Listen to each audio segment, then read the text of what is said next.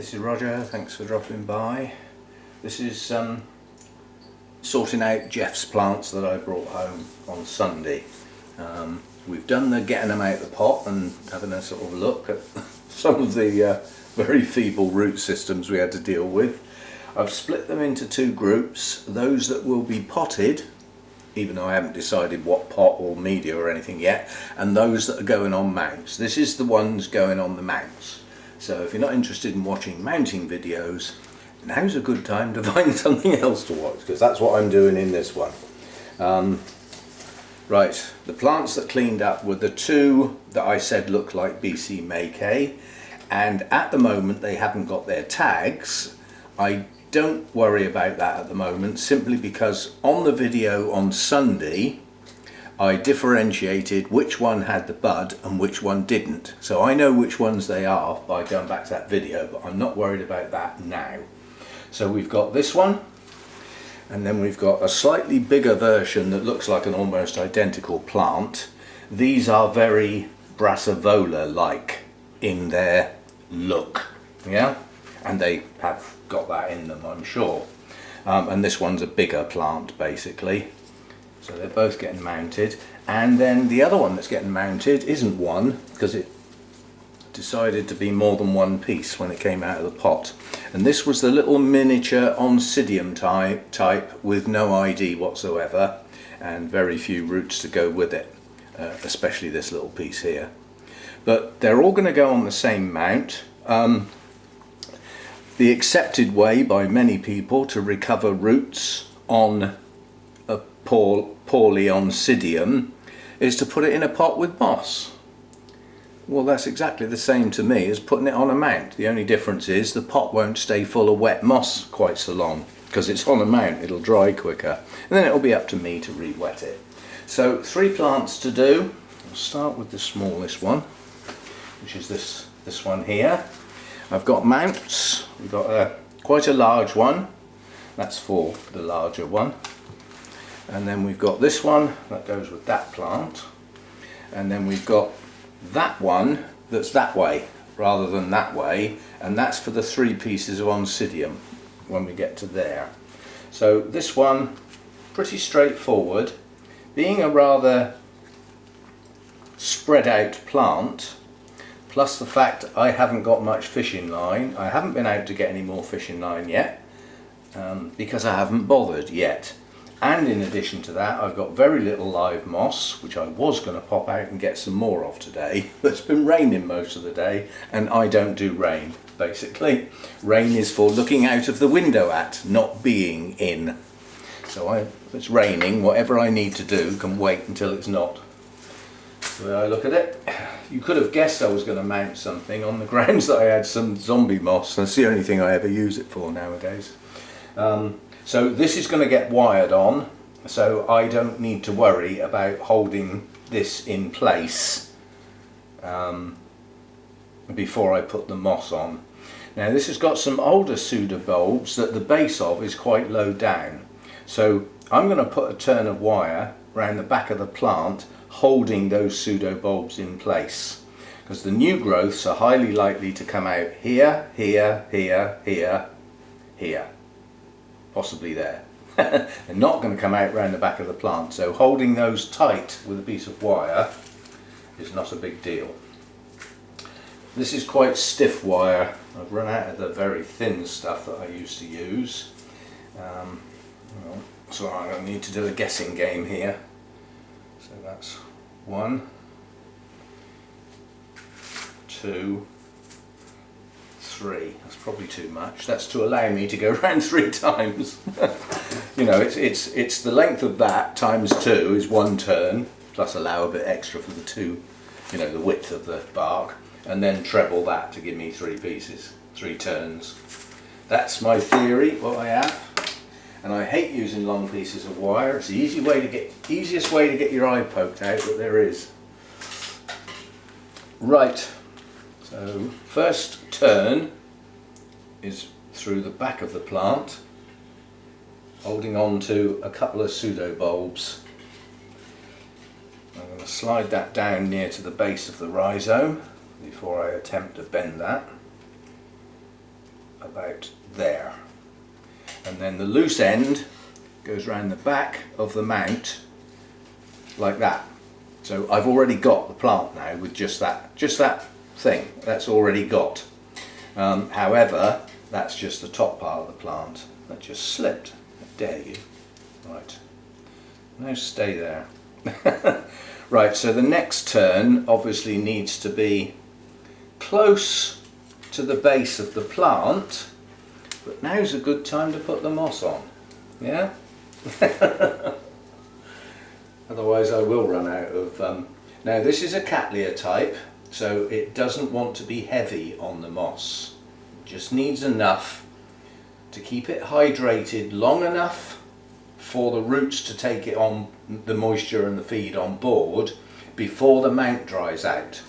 That's what it's for. If it was bare rooted on the mount, certainly in my summer months, I would water and feed the plant, and within literally minutes it would be bone dry, especially with the airflow. So we'll put some moss on. It's not a huge amount, it is actually a bit much in the middle there. I like to be able to see the roots on Cattleyas. Just throwing my towel in the sink. Duh. Not having that good a day actually. I got locked out of my YouTube account. That could have been serious. What actually happened was Google went down nationwide, and I had my YouTube account was open, logged in, and I had 3 tabs on the go. The statistics, the comments, and what else was I looking at? Oh, my subscription feed to see if anybody posted any videos. So I had 3 tabs open, and because Google failed, when it came back, it tried to recover 3 tabs, and it basically said, you've made too many attempts to log into your account, so we're going to lock you out. And you'll have to wait a few days. They don't tell you how long you've got to wait, and if you try again before it's unlocked, they count that one as well. It really is a lousy system, but it's free, so you can't do too much complaining, quite honestly. It's a free thing, Google, so is YouTube. So you just have to put up with these niggles, basically. Right, so we've got some live moss on, top of the zombie moss. Now we can put our second turn round tight to the base of the plant, which will try and pull the plant outwards from the mount, so that will pull the plant against the first turn. Then we will go round again about halfway down, like that. Now I've got enough to go round again, so I will. I'm going to go round the very bottom there, hold the ends of the roots on. And then we come round the back. Sorry, there's a piece of cork came off in my hand, look. Well, that's what I had my fingers on, so it's made it drop. Never had that happen before. So the cork, just the piece of the corner where it was cut, obviously did a bit of damage, and there was a crack there. So as I was holding it at that point, it decided to let go. Right, anyway, coming back round here now, I'm going to go under there and over like that,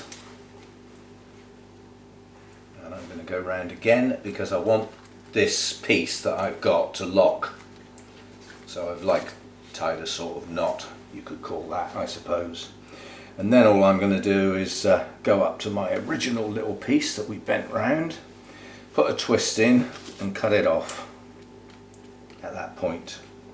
If ever you get wire cutters like this, these are bonsai wire cutters, and as you can see the blades are tiny, yeah, and the handles are long. If you get any form of skin or anything in there and do that, it will cut. There is no resistance. The leverage on those 2 handles is phenomenal. That's why it cuts through wire as though it's butter. Don't ever get your fingers or any bit of your fingers or anything in there. As soon as you put the pressure on it, take it straight off. Where's my pliers gone? Oh, there they are. They're hiding. Put a plant on top of them. Right, I want the pliers because now that I've got this like that and I've cut the end off, I can twist this and it will pull it tight. I just twist. Obviously twist it the same way as you turned it by hand, otherwise you'll just undo it. And you can turn that and pull at the same time and it will just tighten everything up. But because this is quite heavy duty wire, it's not really that necessary to tighten everything up. And then what I usually do is push the pieces in, just puts a bit of pressure on. So that's that one done. That's nice and tight, and there's a gap underneath the growths so that any new growths that come out are not sat in the moss. They're sat a fraction above it, but any new roots that come out will go straight in the moss. So that's one done. Running out of places to put things here, because what you can't see behind the camera is the fact that all the other plants are still all over the draining board. Well, obviously this will get posted over 2 or 3 days, but I'm filming it all at once because I can't have this mess in the kitchen leading up to tea time, which is coming soon. Right, so we'll get the big one done. So that's this one. Now, which way round do I want this? That's the old part of the plant. The plant has grown away from this area, so that's the bit that needs to go on the back. And I've got a feeling that in the tangle of roots here there's actually 2 pieces, but I'm not going to attempt to separate them. I'm just going to spread them along here like that. And again, new growths will come here. There is already one here, there, possibly there, definitely there. I can see the eye. And on this type of plant that's got a lot of brassivola in it, quite honestly the new growths can come out anywhere. They don't have the concept like other cattleyas of a lead and that's where the new growth comes from and that's where the next one comes from. These things can sprout from anywhere really, including on older parts. So they could come out anywhere. We shall wait and see. I can definitely see an eye there, new growth there, so there'll be another one here later, and 1, maybe 2 there. So that'll do for a start. Now I'm going to have to do the same again with this, aren't I, and put the wire around the back, at least catch a couple to hold it against the mount. Need to go a bit higher as well, about there, something like that. Now I'm going to need quite a long piece of wire this time, because obviously this is a lot wider. So if I could find my wire, there it is. It's black, you see, and it's on the cooker, which is black. That's my excuse. Now this has been a very tiring day on top of tiring days, if you see what I mean. It's cumulative, and it's. I didn't get a brilliant night's sleep last night, I must admit. The rain kept disturbing me, thundering down the window, so kept getting woken up. And when you're older, I don't know whether it affects other people like that, but if I get woken up in the middle of the night, I have a hell of a job getting back to sleep, because I go to bed early, you know, like between 9 and 30. So if I get woken up at 3 o'clock, I've already had 4 or 5 hours sleep, and at my age that's enough. So my body's actually saying, what do you want to go back to sleep for? You've had enough sleep, you don't need any more. It stops me getting back to sleep. It drives me up the wall because, you know, I mean, sometimes I actually get up because I really genuinely cannot go back to sleep, and I thought, well, I'm just wasting my life away sitting here staring at the ceiling in the dark, you know, when I can't even see the ceiling. It's just a total waste of my time. So I get up and find something to do. You know, there's always something to do on the computer, for instance. So I just get up, I'm fed up with being in bed and not being able to sleep, which is the whole point of being in bed. Well, it is at my age anyway. Right, moss, before we go round again. Again, not too much. The root systems on these 2 plants weren't good, and some of the dead dubious roots, or you know, ones that didn't look too clever, actually got left on. And they got left on because it was debatable whether they were truly dead or not, and so I left them on the grounds that new ones will come with the new growth, so that's not too much of a big deal. And if I cut them all off, there'd be nothing to grab hold of with the wire on the mount. So I sort of left it. Right, I'm trying not to get the weeds in there. God, they really do get old, don't they? Lovely long root on that weed. Right, so we've been round once, and now I've got to come round carefully with the next bit and not knock all the moss off. So we come round nice and tight, and then right across the base of the plant. And again, as I pull this loop tight, it's trying to tip the plant like that, but it can't because the first turn's got some of the rear pseudo bulbs. So that grabs hold of the plant well and truly. And I've got enough to go around again and pull the roots in. Well, that'll do for that one. I don't think that I've got enough to do that turn. It wouldn't be holding much, would it? Well, if there's enough there to go round again, I will. Yes, there is. You can just as well use it then. And then I can come over the back again, find my original piece from my first loop, and just give that a twist, same as before. Just twist it with your fingers, 2 or 3 turns so that you've got the spiral starting. And then it's very difficult to twist that with the pliers with these ends sticking out. That's why I cut it now. So cut those ends off.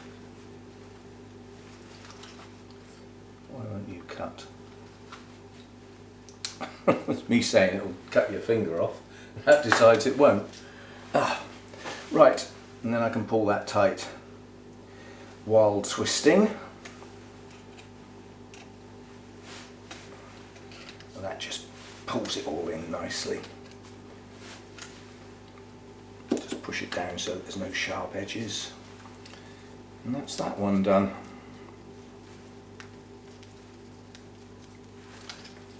That's 2. Where did I put the other one? Now, last but not least, the awkward one. And this is an awkward one too. So I've got 3 pieces to try and do here, and I think I'm going to have to use fishing line for this. Wire's a bit OTT for these little pieces. Mind you, it would hold them on there, wouldn't it? One piece of wire would hold all 3 plants quite satisfactorily. Just touching the base loosely. Yeah, I think I will. Right. It's a bit heavy-handed, this. I would gladly wire these on with thinner wire, but I haven't got any. Well, I have. I think there's some down in the shed, but there's things living in that shed nowadays that haven't been classified, so I don't go in there much. The roof leaks, it's soggy, the floor's rotten. There's a hole in the side of it where a panel has rotted off, so the cats go in there and play, probably chasing mice or something. But I don't venture in there much unless I absolutely have to. But somewhere in there is a polythene bag with various thicknesses of wire. There may still be some thinner wire in there, I don't know. Am I going to be able to hold this tight enough without pinching it and being ridiculous? I want the 3 pieces slightly separate so that they spread out over the whole of the mount. Let's see what I can do.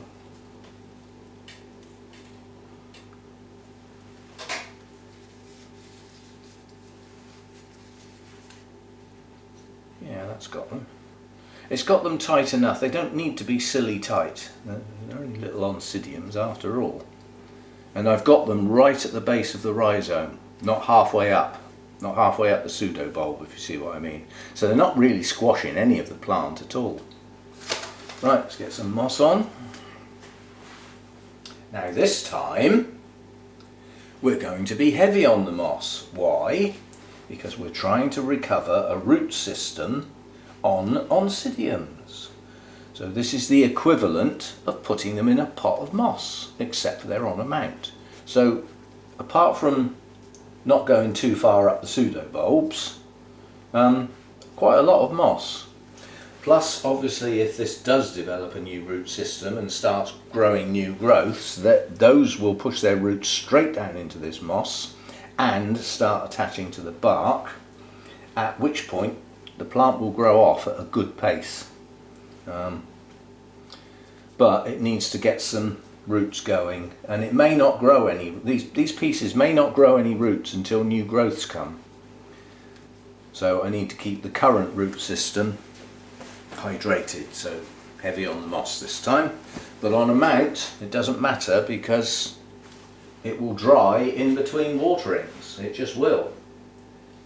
So we really are getting short of live moss now.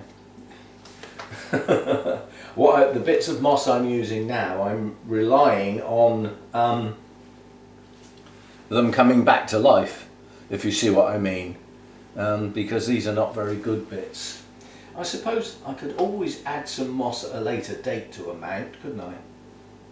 When I do go and get some more, and get off my lazy whatnot and go and get some more. Just last time I went to get the moss, I got a nice memory of a really nice walk in a nice area of the forest. Well, it won't be as nice this time of year. First of all, it will be muddy everywhere. You know, and I mean the deciduous trees will just be bare. All the ferns will be dead. You know, it just won't be as nice as it was last time we went. But it's probably got to be done. Right. Hoping to be able to go round twice.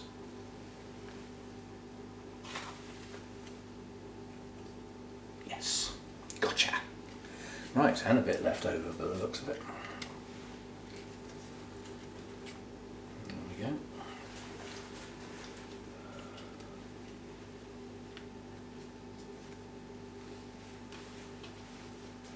I'm not putting any tags. I mean, there wouldn't be a tag to put on this one because I haven't got a clue what it is.